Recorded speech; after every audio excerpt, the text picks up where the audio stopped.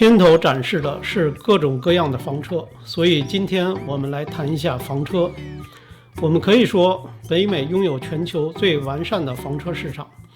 因为经过100多年的发展，北美的房车市场从生产、销售到售后服务、买保险、上路行驶的合法性与方便性，房车停驶期间的车辆储存，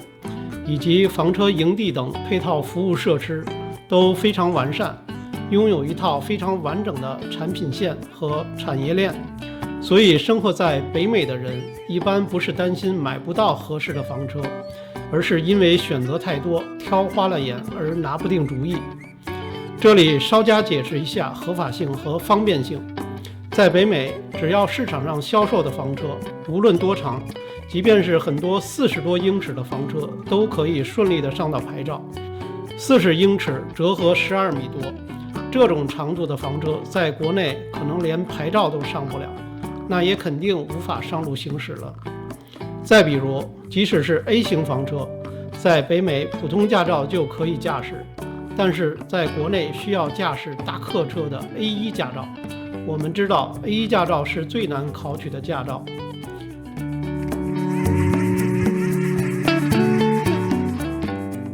首先，我们来简单了解一下房车的历史。房车的雏形据说可以追溯到1800年代出现在欧洲的带棚马车，最初是马戏团助人和装载道具的工具车，后来在欧洲逐渐流行开来。也有一种说法是起源于吉普赛人的大篷车。Anyway， 这不是我们讨论的重点，只是一般性知道就行了。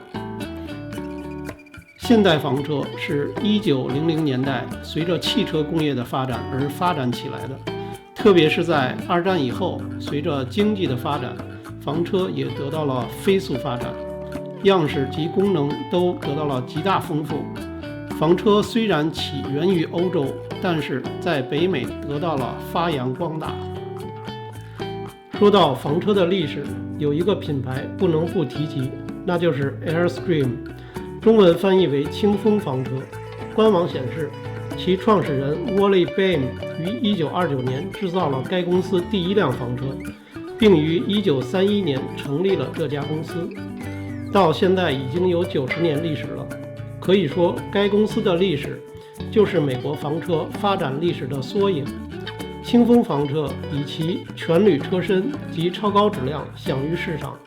直到现今，他们仍然坚守着传统而经典的造型，成为房车界的一个传奇。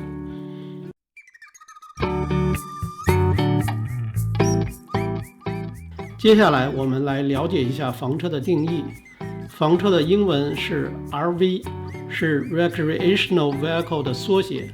翻译成中文是休闲汽车。一般来说，凡是用于住人的车辆都可以定义为房车。再来解释一下 trailer 这个概念，中文翻译是拖车的意思。有的人习惯性的把所有可以拖动的车辆，无论大小及各种形式，不管是拉人的还是载货的，都叫做 trailer。但是现在一般来说 trailer 通常是指载货拖车，像这样的。显然这种拖车不在我们今天讨论的范围以内。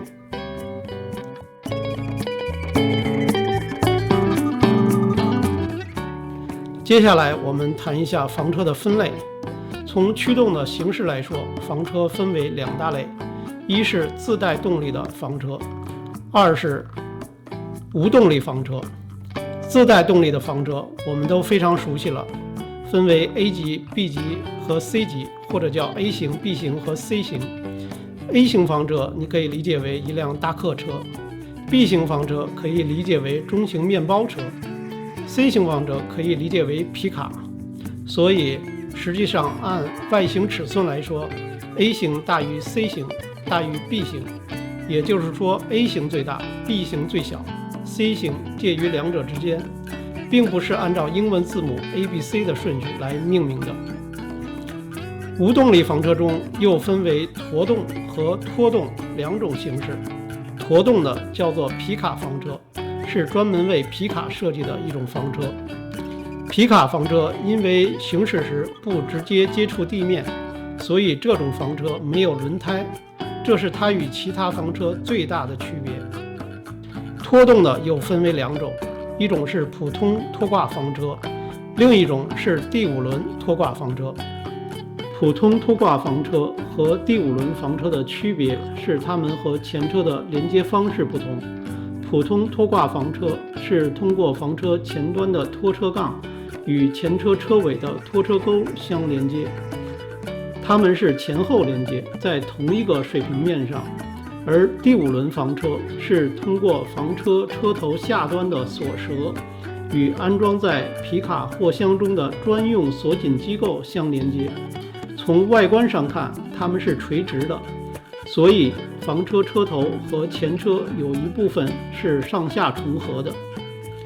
普通拖挂房车按照尺寸大小和用途等可以分为5种：一是类滴式房车，或者叫做迷你房车，因它圆润而小小的身材而得名；二是折叠式房车，也叫弹出式房车或者帐篷式房车；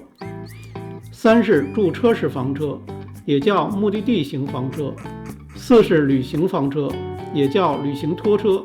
就是大家最常说的 travel trailer；五是玩具房车，也叫玩具拖车。普通拖挂房车中还有一种房车叫做混合式房车，它的外形和旅行拖车一样，但是具有可伸缩的帐篷。有的厂家把它单独列为一类车型，但是我们这里把它归类到旅行房车当中。第五轮房车中也包含着玩具房车，也叫玩具拖车。说到玩具房车，是专门为装载玩具而设计的一种房车，通常具有一个斜坡式的后门，方便玩具的装卸。这里所说的玩具一般是指摩托车、沙滩摩托、雪地摩托、微型船只，甚至有的房车可以装载类似奔驰 Smart 这样的微型汽车。随着市场需求和房车制造技术的不断发展，现在各种房车基本都具有玩具房车这个类型，包括 A 型、C 型，甚至连体型最小的 B 型房车也有这种车型。每一种类型的房车又按不同规格尺寸、不同功能，可细分为很多小的类别，比如固定顶棚或者可升降顶棚，不带拓展或者带一个甚至几个拓展。按轮胎数量或者轴的数量，又可分为单轴、双轴及3轴房车，甚至还有更多轴的。对于有动力房车来说，按照发动机类型，又可分为汽油房车和柴油房车。总之，规格种类五花八门，市场上有很多个性化选择，民间也有很多高人改装的作品。大神改装的房车真是让人叹为观止。近些年，随着人们对野外活动的兴起，各种新型野外装备层出不穷，房车界也不例外。各种越野房车应运而生，从小到大各式各样，只有你想不到，没有你买不到。只要你备足了银子，一定不会让你失望。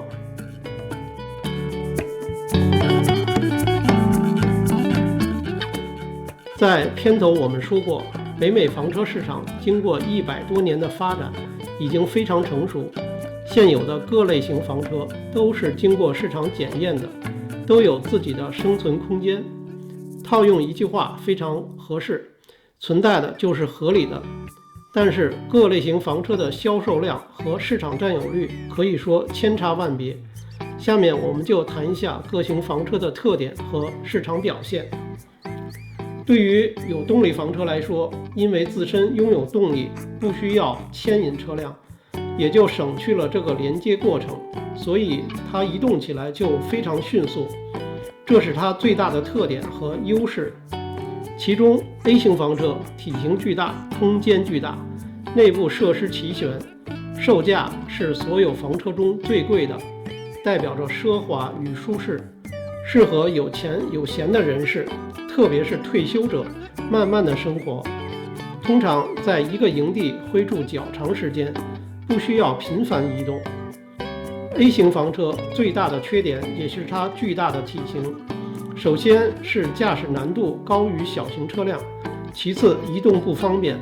比如到营地驻车后，如果想到周边游玩或者附近购物，就不方便开着这个庞然大物去。所以通常 A 型房车需要再配备一个小型车辆才完美。但是无论是用 A 型玩具房车来装载，还是把小车拖挂在房车后面，或者由他人来驾驶这辆小车，都会给 A 型房车带来额外的负担。再来看 B 型房车，和 A 型房车一样，身材既是优势又是劣势，拥有苗条的体型，使它可以随时移动，说走就走，也几乎可以不受限制地停放在任何一个地方。但是它狭小的空间使内部设施及舒适性都大打折扣，比较适合城市内生活的上班一族或者短期短途旅行者。C 型房车体型介于前两者之间，所以优缺点也介于它们之间。可以说 C 型房车在 AB 型房车之间找到了一个完美的平衡点，其销量和市场占有率充分说明了这一点。从图示我们看到，在有动力房车当中，2019年美国市场 C 型房车销售比例为 56%， 即一半还多。A 型房车为 35%， 即1/3强一点。B 型房车仅占 9%， 可以说销售量充分体现了各型房车在市场中的受欢迎程度。再来看无动力房车，虽然它们需要牵引车辆，但是在北美我并不认为这是一种劣势，反而成为一种优势。因为我们知道美国被称为汽车上的国家，已经充分说明了美国汽车普及率之高和汽车市场的发达程度。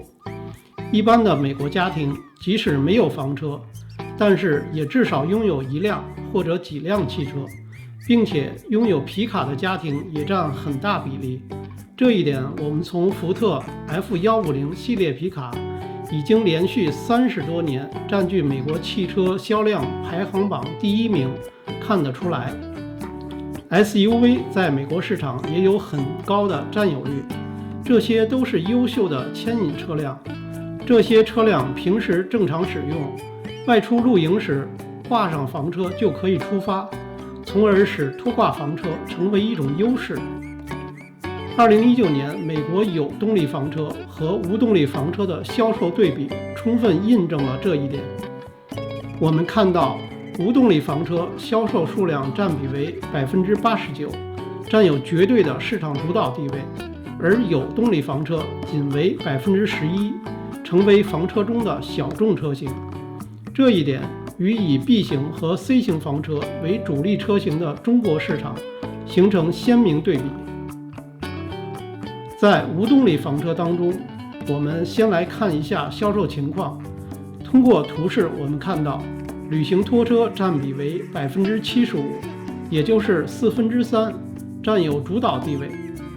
第5轮房车占比为 21%， 这两种车型合计达到了 96%， 使其他车型成为绝对的配角。驻车式房车和皮卡房车各占 1%， 折叠式房车也仅占 2%。类低式房车和折叠式房车尺寸小，重量轻，收纳方便，售价便宜，可供普通家用轿车拖载，但是其空间狭小，设施有限，抗寒能力差，舒适性差，适合人数少并且只是偶尔露营的家庭，在气候温暖的地方或季节使用。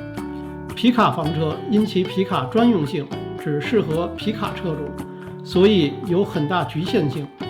但是反过来说，皮卡车主并不是必须选择皮卡房车，而是有很多不同选择，所以皮卡房车销量也非常有限。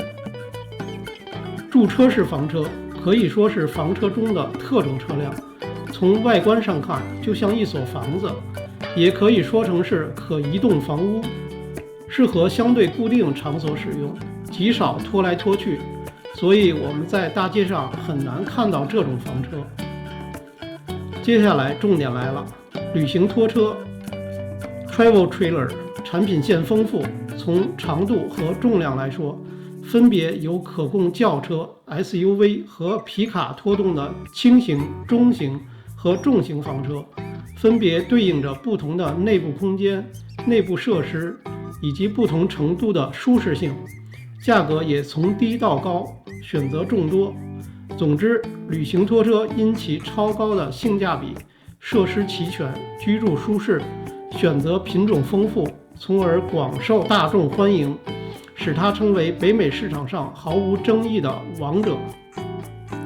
第五轮房车和普通拖挂房车相比，拥有更大的车身，平均长度、重量及售价都高于普通拖挂房车，也就具有更大的空间及更高的舒适性。它特殊的连接方式对于牵引车辆要求更高，必须使用皮卡或者其他卡车来拖载，而且根据重量不同，有些房车必须使用重型皮卡，即 F250 或者 F350 来拖载。所以第五轮房车平均使用成本高于普通拖挂房车，这也是它销量低于 Travel Trailer 的重要原因。但是它有一个很重要的优势，是它行驶时稳定性及安全性高于普通拖挂房车。最后我们来看一下2019年美国各型房车销售数量及市场份额，这是一个全部车型的混合排名。在所有房车中，旅行拖车占比为 67%， 再次印证了它在北美房车市场中的统治地位。第五轮房车为 18%， C 型房车 6%， A 型房车 4%， 其他的都低于 2%， 就不一一说明了。各型房车在美国市场上受欢迎程度，通过此表一目了然。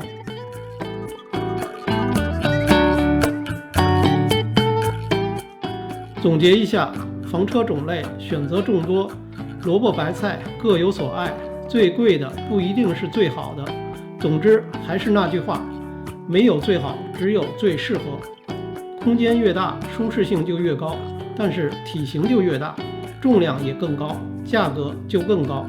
燃油经济性也就会越差。也就是说，空间及舒适性和成本成反比。